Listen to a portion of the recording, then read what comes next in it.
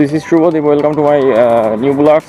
So আমি আজকে যাচ্ছি বাসা থেকে ক্যাম্পাস। তো আমার কাছে আছে আমার পালসার NS 160। এখন প্রায় চলে আসলাম আমরা মনিরামপুরের কাছে।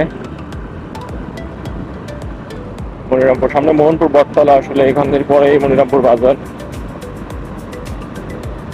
তো this is my first time to create a blog behind the scene. I can going to my campus.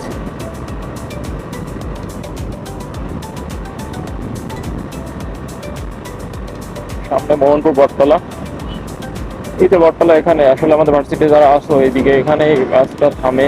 তোমরা অবশ্যই জানো 8টার দিকে এখানে বাস আসে। আমি আগে যখন আমার বাইক ছিল আমি এখন রেগুলার আমি এখানে দাঁড়াতাম এইখানে। এখন বাইক হচ্ছে, এখন তো আর লাগে না। মনিরামপুর বাজারে চলে আসলাম। আসলে মনিরামপুর বাজারে পাকিস্তানকে আপনার দেখাবো, ড্রোনের মাধ্যমে দেখাবো মনিরামপুর বাজারের ভিউটা। তো দেখতে থাকুন আর আমার চ্যানেলটি অবশ্যই সাবস্ক্রাইব করবেন। My channel, YouTube channel name Deep snap and Facebook Shubhadeep. তো মনিরামপুরের পর একটি তেল পাম্প আছে, ওখান থেকে আমরা তেল নিব বাইকের জন্য। মনিরামপুরের এই যে রাস্তাটা, আসলে এই নিয়ে আসলে কিছু বলার নাই। রাস্তাটা এত ছোট, জানি না কি জন্য রাস্তাটা বড় করে না। আসলে নিশ্চয়ই কোনো কারণ আছে হয়তো।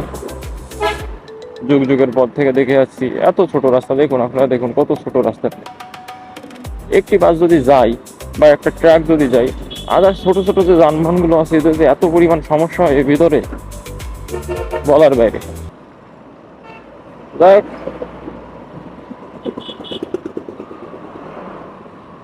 কষ্ট করে যাওয়া লাগে সবাই। আমরা মনিরামপুর বাজারের প্রায় শেষ শেষ প্রান্তে। বাজারের ভিতরে রাস্তাটা খারাপ। আমরা সামনে তেল পাম্পে যাবো।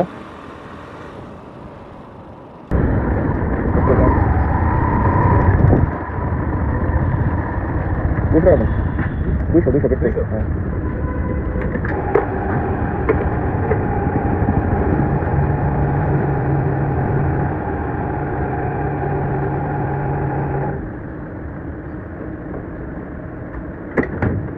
স্পিকার লাগানো। হ্যাঁ, ঠিক আছে, চলতেছে ভিতরে।